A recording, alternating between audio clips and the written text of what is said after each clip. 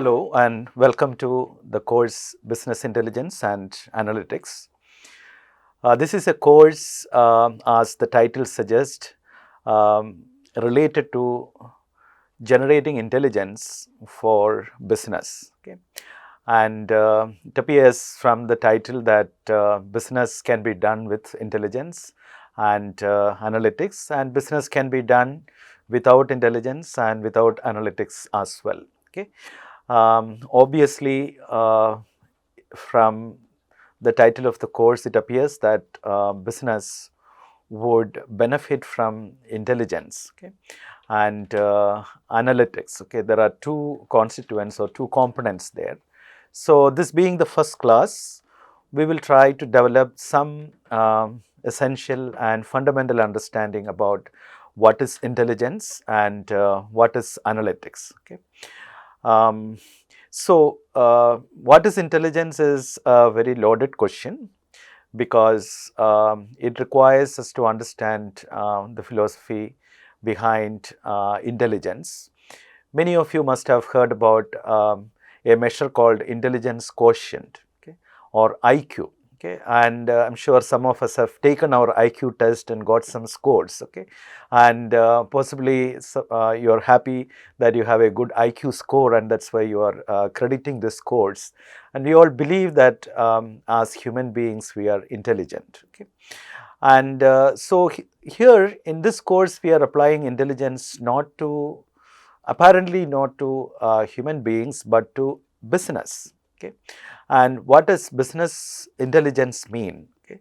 That is very important as far as this course is concerned. And then it is joined with analytics. Okay. So, business intelligence and analytics look like related concepts. And it also appears that since there is a course like this, it also appears that there is some value or business value when business is done with intelligence and analytics as compared to when it is done not with intelligence and not with analytics. Okay. So, what is the role of intelligence in business? Okay.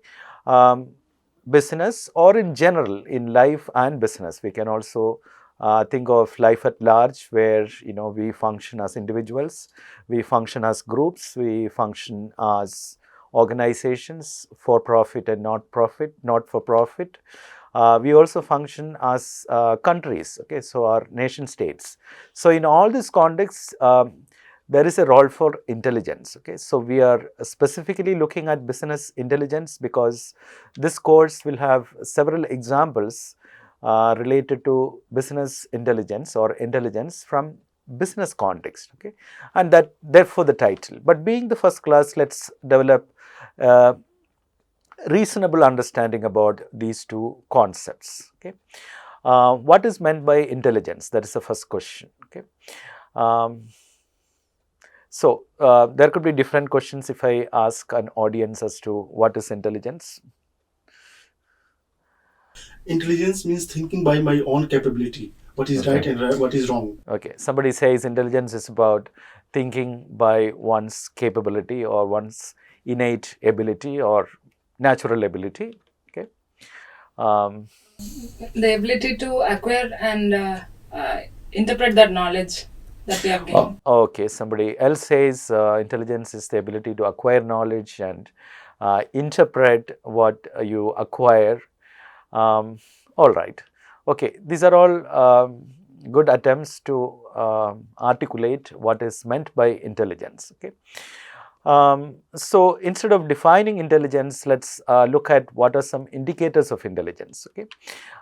So, intelligence can be defined by what we observe about intelligence. So, that is one way of defining or understanding concepts, okay, based on its indicators. Okay.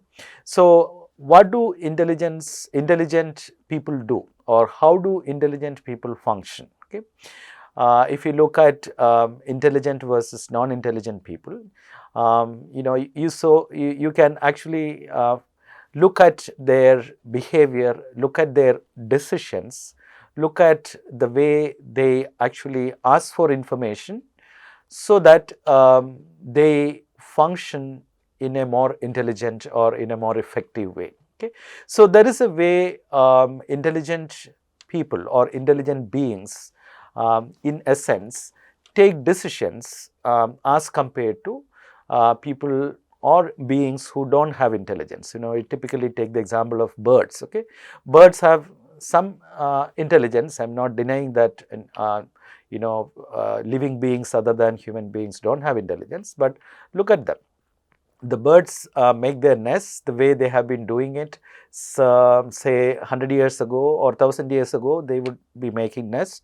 They would be making nests in the same way even today. Maybe we do not know, I do not know exactly, but the difference is very little, or it's very negligible. They don't improve, or they don't, in other words, learn from the environment, or they don't actually learn and improve. Okay, so therefore learning is associated with intelligence. Okay, all intelligent beings are able to learn. Okay, learn from what? Learn from lessons. Okay, lessons come from where? Lessons come from the environment. Okay, the environment or the nature, or it's the environment around us, or it's the nature around us that teaches us. And what does the nature consist of when we use that word nature? Okay, in the context of analytics course, I would say we learn from data.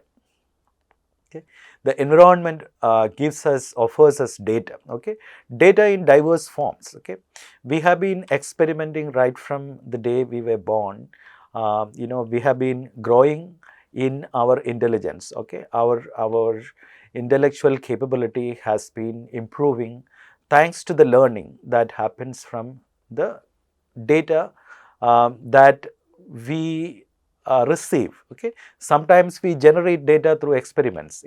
When we were children, we conducted a lot of experiments. Okay, to learn. We touched a hot surface and we learned that the hot surface is hot, and therefore I should never touch a hot surface. Okay, but a child wants to do all kinds of naughty things, because it is through those disobedience that the child does its experiment and learn what to do, what not to do. Okay, so therefore we generate a lot of data for our learning. Okay, and where does it help us? Okay, so let's come back to the context of business intelligence. Okay, where does intelligence play a role in business? Okay, in some, intelligence is important in decision making. Okay, intelligence is a resource. Okay, or I would say a capability for decision making. Okay, an intelligent manager is someone who makes intelligent decisions. Okay, and what is an intelligent decision?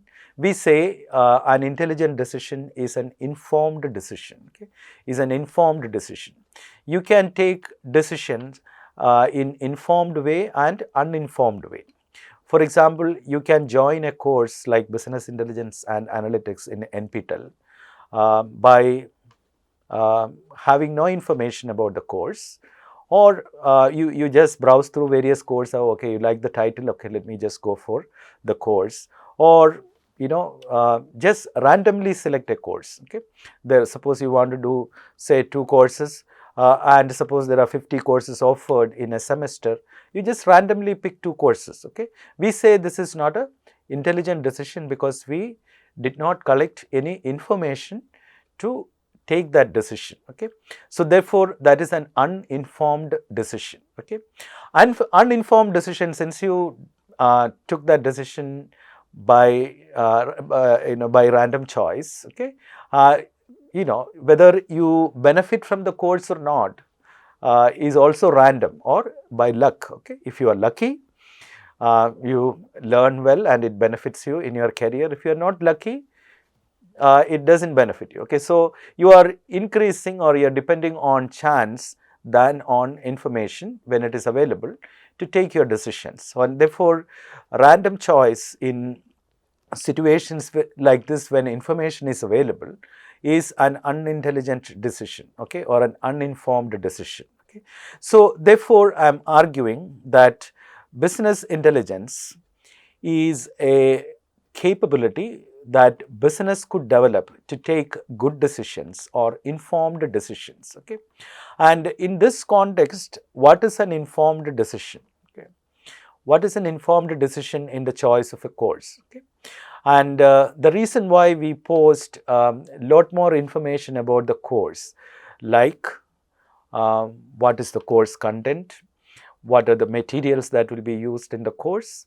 who will be teaching the course, and what is the profile of the instructor, and when it will be offered, and how to get the course credited, how to get a certificate. There is lot of information that we add to the title of the course. Why is that information added? It is for a decision maker to read and analyze and see if this course matches with the interest of a individual. Okay, so therefore in decision there is some sort of matching, okay, of information on one side with a goal on the other side as to what you want to achieve. Okay, so in short, I would say business intelligence and analytics is for business decisions. Okay, it is for decision making. Okay, decision making is the most important aspect of business management. Okay, business managers, what do they do? Okay, at different levels of management, from operational level to strategic level, they take a lot of decisions which has short term, medium term, and long term impact or implications. Okay, and we advise that business decisions should be based on information. Okay, information is the key to making successful decisions. Okay, so it is in that context that we talk about business intelligence and analytics. So BI&A, as it is called in short, is a fairly new phenomenon, and the world of business did benefit from data-driven decisions for the last several decades. Okay, and that has assumed several names or several labels in the past decades. I will give you an overview of that as to how it began and how it extended to contain diverse type of data and techniques, okay, and where it stands today. And that is an integral part of this course. And very soon I would also explain to you what are the contents of this course and how you can effectively participate and learn in this course. Okay. But before we get into those details, let me also dwell on some of the drivers for BI&A. As I said, data-driven decisions has been part of business world, or it's a sort of support that information systems provided to business in addition to automation. But today, I would say for the last one decade, these terms BI and analytics have gained some traction in the industry, and there is a context to it, and that is what we are going to see in the first class today. All right, so let me show you some pictures and figures and graphs in the subsequent slides, which will help you understand what is going on in the environment. Okay. So, this is the cover page of the newspaper, The Economist, which I've been subscribing. Some time back, they had a very interesting cover page like this, and I looked at it for some time, and I found that this is very insightful. Okay, and if you closely look at this cover page, the magazine or the newspaper, as they call it, is depicting the activity of certain businesses. Okay, we are talking about business intelligence and analytics. So these are all companies or organizations. Okay. And interestingly, they are all American companies, and there is some bias there, but they are all American technology companies, right? They are all American technology companies, starting from Amazon, Uber, Microsoft, Google, Facebook, and Tesla. And they are all placed in in the sea, right, in offshore. They are not on the shore, but they are offshore, and they are depicted as drilling. Okay, they seem to be in the activity of offshore drilling. Okay, and apparently drilling oil from beneath the sea. Okay, just like oil companies. Okay, where they actually have offshore stations for drilling oil. Okay, and of course you can see from the tails they are emitting zeros and ones. So appears that they are all engaged in what do you call drilling and mining. Okay, we can call it oil mines. Okay, so they are doing oil mining. Okay, well, that's a very interesting picture. So what would this be indicative of? Are there some suggestions? The oil, he's showing like a data. Okay. And oil is actually fueling the all companies. And means data is fueling all the companies. Okay, so there is an answer that oil is here shown as data. Maybe the 0, 1 actually suggests that it is data, and oil data is feeding these companies. That is one answer. Okay, well, but it looks like that they are drilling oil. Okay, it's an oil mine.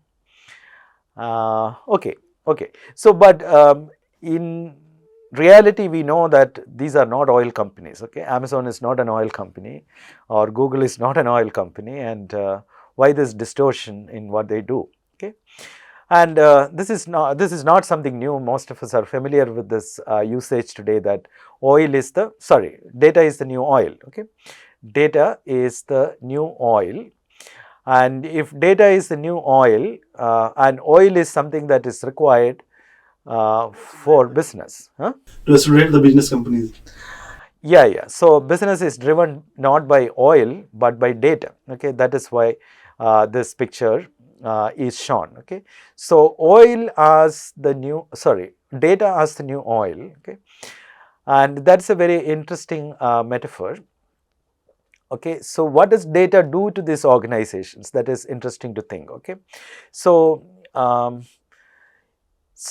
what is Google's business, which is a central company that is shown? Okay, it looks like they are very much central in the business of data. Okay, what does Google do with data? Okay, so we all are users of Google. I'm sure all, without any exception, should have used Google at one time or the other. Okay, children in school classes today Google. Okay, of course Google appears to be giving way to ChatGPT and many AI tools that is coming up today, which help you in your examinations. But let us be a bit old generation users of Google. Okay, so Google is here. Okay, this is Google. Okay, the white space they gave with a bar for you to place your search keys. Okay, your search keys. So you can see that a lot of us, okay, here we are all users of Google. Okay, we all connect with Google. Okay,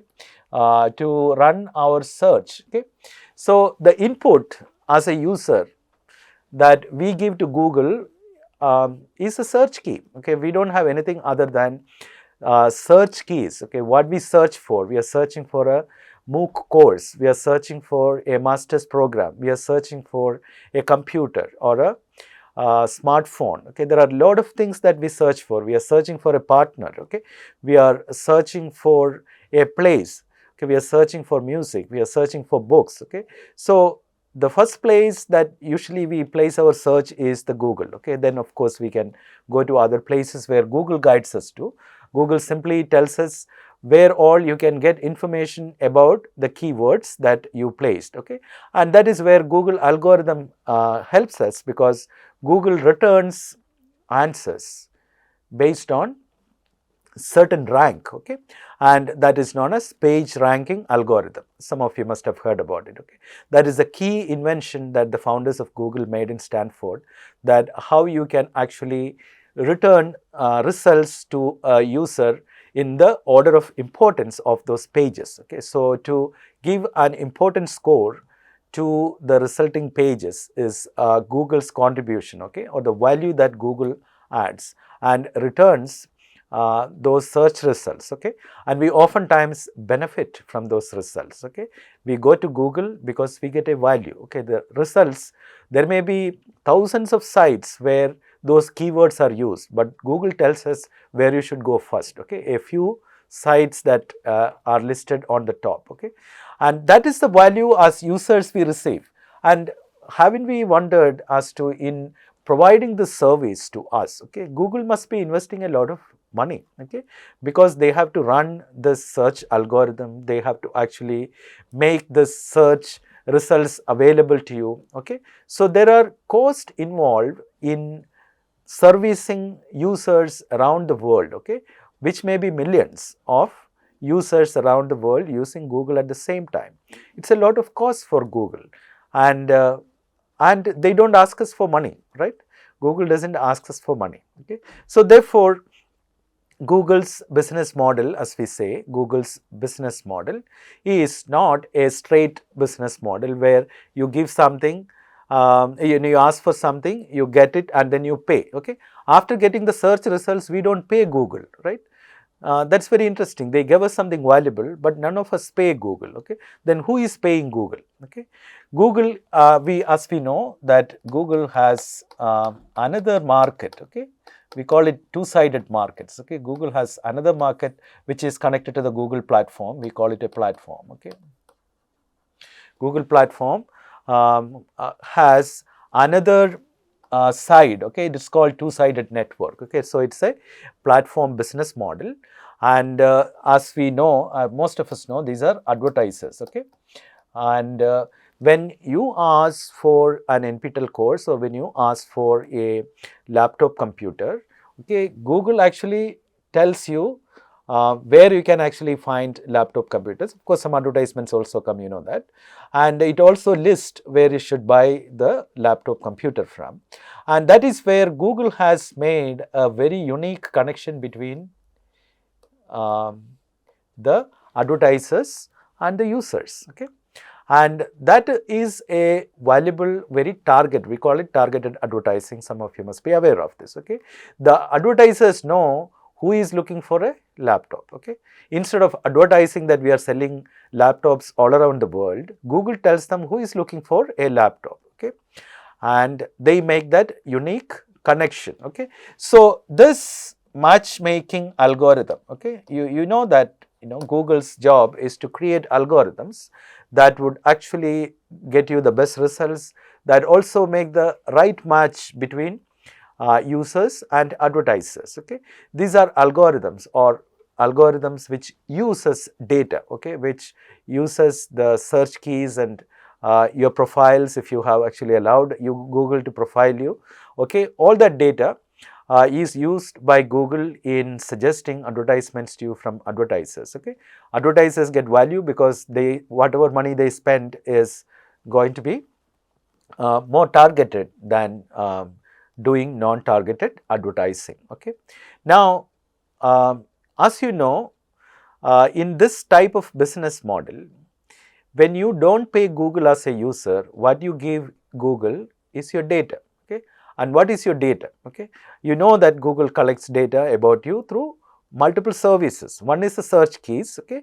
Then they also encourage you to sign into Google, right? They encourage you to sign into Google, create a Google account, say for Gmail, okay. So one sign in is enough for Google to profile you with the data that actually you provide continually to Google. For example, what are the keywords you have been using, okay. So that is very useful for Google in understanding your needs, okay, or what you call in profiling you, okay.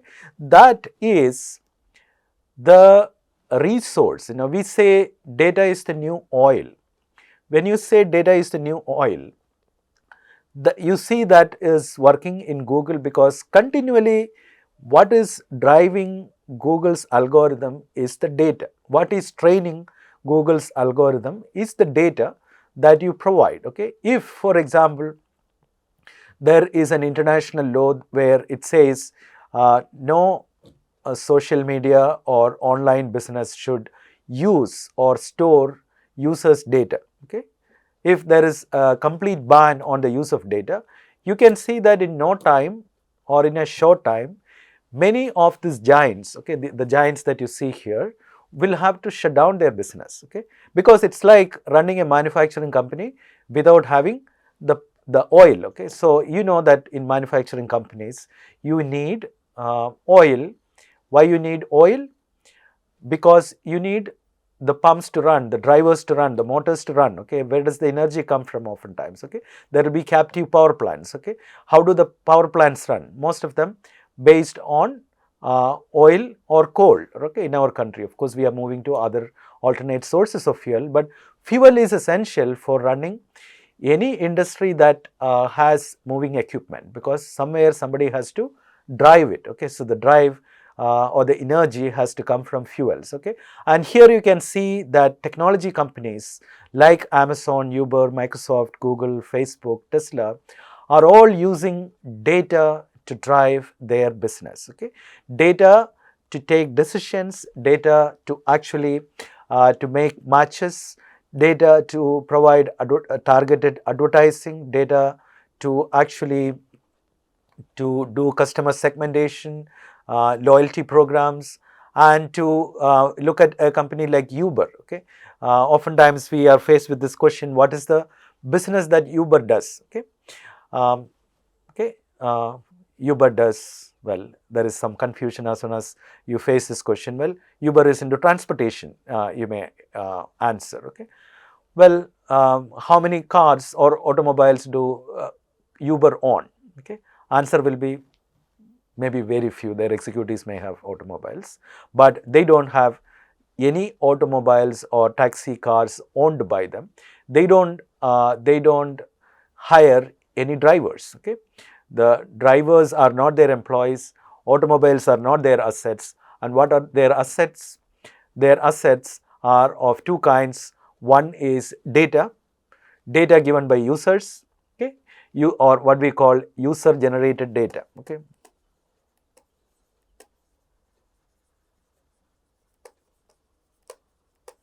User generated data, okay.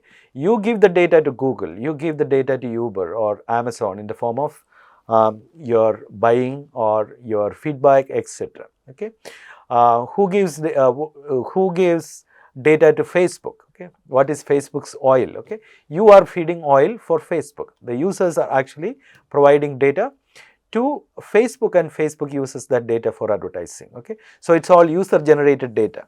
Most of us are users of a platform known as Wikipedia, right? Best example of user generated data, okay. Do they buy books or do they buy research papers to provide us the information we ask for as an online encyclopedia? No, they don't buy any resources. Who bring the data? It is the users, okay. It is all user generated content, okay. But platforms have the job of running certain algorithms or certain processes today known as curation, okay. They are all curators, okay. Just like in museums you have curators, okay, for antiques, okay. They are curators. They ensure that the results provided are reliable, accurate, credible, and users can sort of use that output generated by these platforms, okay. So they do curation, okay. So if you look at Wikipedia, they do a lot of curation of the content, okay, using using algorithms first of all, and also using content editors, okay. So essentially we are seeing that data is feeding these businesses, okay, and that data comes from users, okay, and therefore users don't pay these companies in currency units, but it is what we call as the conventional bartering, okay. You give your data, okay, and they give you information, okay, that you are asking for, okay, and that data is converted to information through algorithms, okay. And therefore that information is useful for users to take decisions, okay. So that is where the value of this companies come in, okay. So therefore you could see here that for intelligence,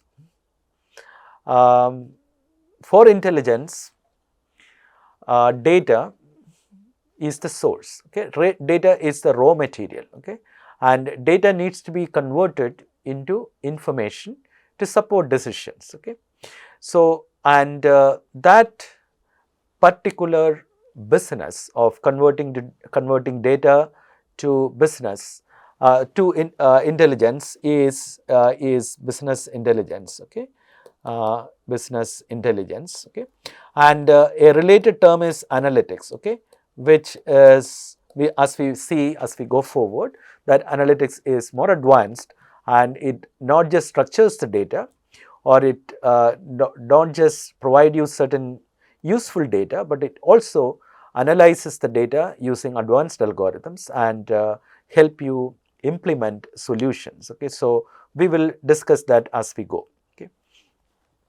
So, these companies are most successful companies of the world today, most known companies of the world today, and many of them in Fortune 500, and these companies use data as their raw material, okay. So, this is to sort of motivate you for crediting this course, okay.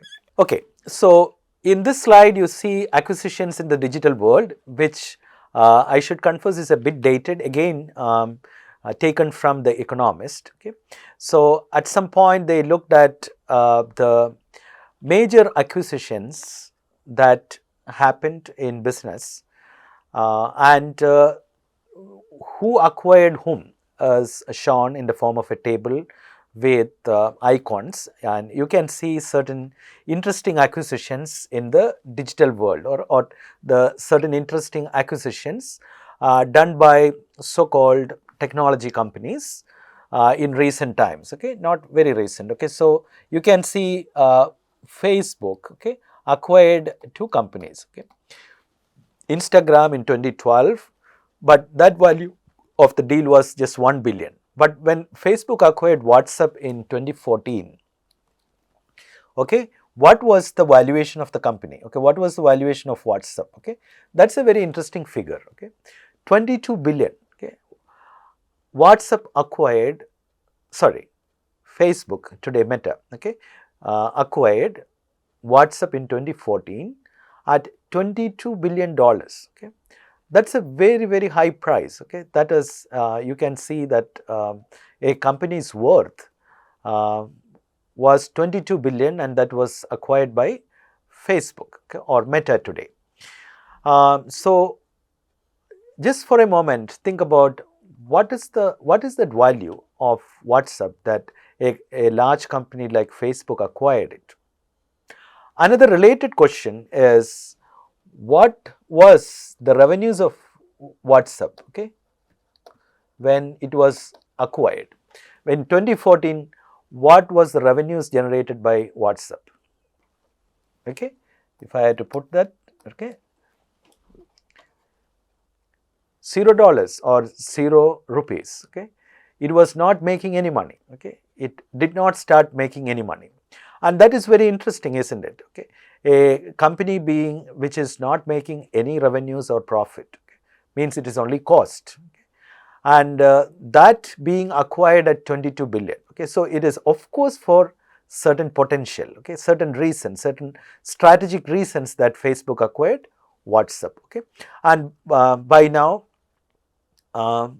it is clearly known that WhatsApp was growing at a phenomenal rate in 2014, or user base of WhatsApp was growing at phenomenal rate, okay, and Facebook saw the growth of a platform, okay, or a competing platform at a very high rate, and Facebook realized at that point that this company could be a future rival, okay. So, in strategy we call it preempting a future competition, okay, preempting a future competitor. It acquired so that it doesn't become a competitor for for Facebook in future, okay. That is one strategic reason. But why this high price? Okay, that is not yet answered. Okay, the high price is thanks to the business model of WhatsApp. Okay, in other words, I would say it is owing to the data and analytics capability. Okay, capability. So WhatsApp was growing in user base means what? In terms of number of users and their data as to who is connected to whom. That is the most important data, or the network is the most important data that is captured by instant messaging platforms like WhatsApp, okay, which is very useful for platforms like Facebook, okay, which is very similar in their advertising model, okay. So advertising is going to be the revenue for WhatsApp too, and Facebook would realize that they get a lot of data and information from WhatsApp, okay. Look at another acquisition which I wanted to highlight, okay, which is Microsoft's acquisition of LinkedIn in 2016, okay. Okay, of course, some years ago. LinkedIn is a Microsoft company, and what is LinkedIn's business? Okay, many of you may have your account with LinkedIn. Okay, you create your professional profile in LinkedIn. Facebook is for social networking, LinkedIn is for professional networking. That's the way it began, and of course, later on it started, it started having features similar to social networking sites like chat and post, etc., to increase user engagement. But LinkedIn was again acquired at a very high price, okay. And what explains this high valuation of LinkedIn? Okay, again it is data and algorithms, okay. Data about whom? Data about professionals all over the world, okay. What do they do? Okay, what are their qualifications? Where did they move in their career? Okay, and a lot more information that is useful for the business world is captured dynamically in the database of LinkedIn. In other words, I would say these companies were valued at these high values or prices because of their databases, okay. Because database contains the data, okay, or database in whatever form it could be relational databases or some other form, but these companies when they got acquired had data that their acquiring companies found to be very valuable, okay. So why we talk about it? Data has become a very important source or a very highly valued source for business today, okay. And therefore you can see the value of this acquisitions is also related to the value of the data and the value of analytics, okay. And analytics driven companies today have huge valuations thanks to the capability based on data and data analytics.